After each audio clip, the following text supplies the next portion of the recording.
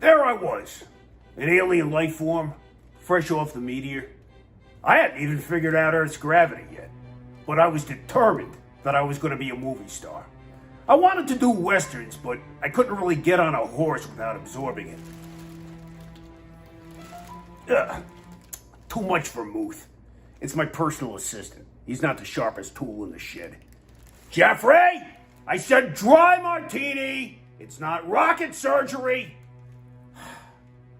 So, I knocked around, did a lot of bit parts. I was an extra in the Ten Commandments. Then my agent calls me about a picture that they're shooting in Phoenixville, Pennsylvania, and a role that I was born to play. To this day, I still feel a very deep personal connection to Phoenixville. I mean, what's not to love about the place? It's a valley of the sun. They got the saguaro cactuses. Go Diamondbacks! Isn't that Phoenix, Arizona?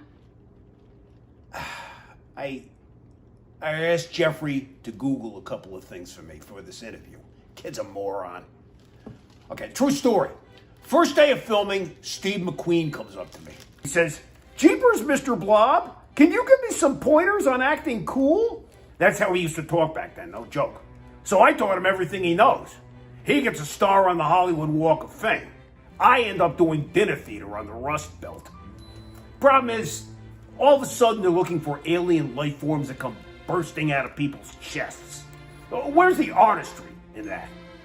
So I did a lot of dinner theater. I was Nathan Detroit in Guys and Dolls. I was Jesus in Godspell.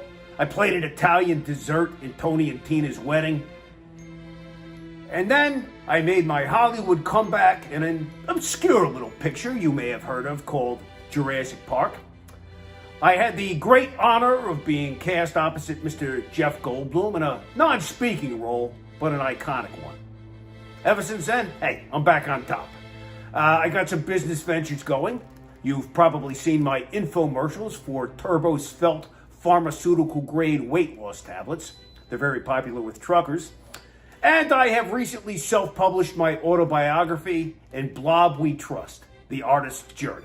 That's available on my website at www.bulb.com. Yeah, B-O-L-B. I asked Jeffrey to register the domain name for me. That freaking kid. What's kept me going through it all has been the love of my fans, which every day gladdens my heart. Metaphorically speaking. Technically, I don't have any internal organs. I'm a blob. Look at this glass. It's dry as a bone. And not in a good way. Jeffrey!